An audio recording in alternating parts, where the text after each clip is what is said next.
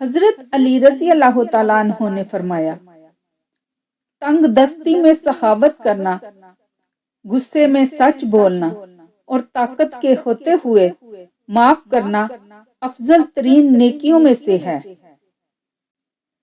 4 چیزوں کو 4 چیزوں سے دھویا کرو، زبان کو ذکر سے، آنکھوں کو آنسوؤں سے، گناہوں کو استغفار سے اور دل کو خوف خدا سے۔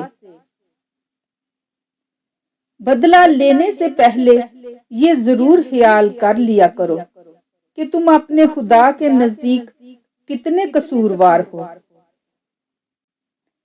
ہمیشہ میٹھے الفاظ بولو تاکہ کبھی الفاظ واپس لینے پڑ جائیں تو کڑوے نہ لگیں۔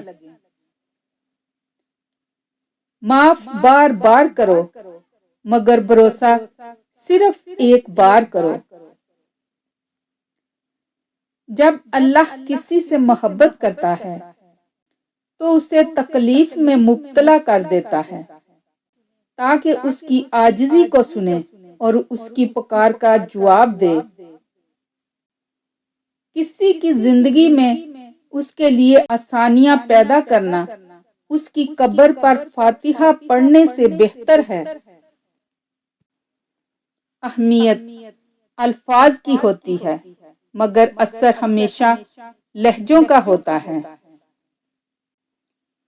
پیٹ میں گیا زہر ایک انسان کی جان لیتا ہے جبکہ کان میں گیا زہر کئی رشتوں کی جان لیتا ہے۔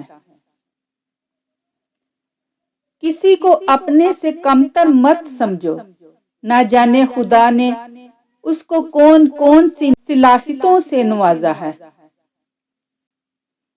جو لوگ دوسروں کو اپنی دعاؤں میں شامل کرتے ہیں، خوشیاں سب سے پہلے ان کے دروازے پہ دستک دیتی ہیں۔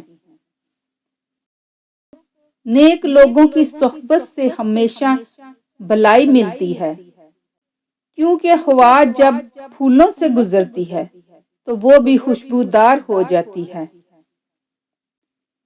زندگی اس اذان سے شروع ہوتی ہے جس کی نماز نہیں ہوتی اور ختم اس نماز پر ہوتی ہے جس کی اذان نہیں ہوتی۔ زندگی استاد سے زیادہ سخت ہوتی ہے۔ استاد سبق دے کر امتحان لیتا ہے، زندگی امتحان لے کر سبق دیتی ہے۔ بہترین انسان عمل سے پہچانا جاتا ہے، کیونکہ اچھی باتیں تو دیواروں پہ بھی لکھی ہوتی ہیں۔ ظلم اور غرور کی سزا دنیا میں ضرور ملتی ہے۔ ہنسی کے پیچھے کا درد، غصے کے پیچھے کا پیار اور خاموش رہنے کی وجہ ہر کوئی نہیں سمجھ سکتا۔ الفاظ بھی پھول کی طرح ہوتے ہیں، انہیں سوچ سمجھ کر ادا کیا کریں، ان میں سے آپ کے ظرف کی مہک آتی ہے۔ اگر کوئی شخص آپ کو عزت دیتا ہے تو اس کا مطلب یہ نہیں کہ آپ بہت عظیم انسان ہیں، بلکہ یہ کہ وہ شخص خود ایک اعلیٰ ظرف انسان ہے۔ اپنی زندگی جیو، کیونکہ نہ تو منہ بند ہوں گے اور نہ ہی زبانیں۔ زندگی بہت مختصر ہے، اسے دشمنی کے پیچھے ضائع نہ کیجیے۔ حلال کمائی انسان کھاتا ہے اور حرام کمائی انسان کو کھا جاتی ہے۔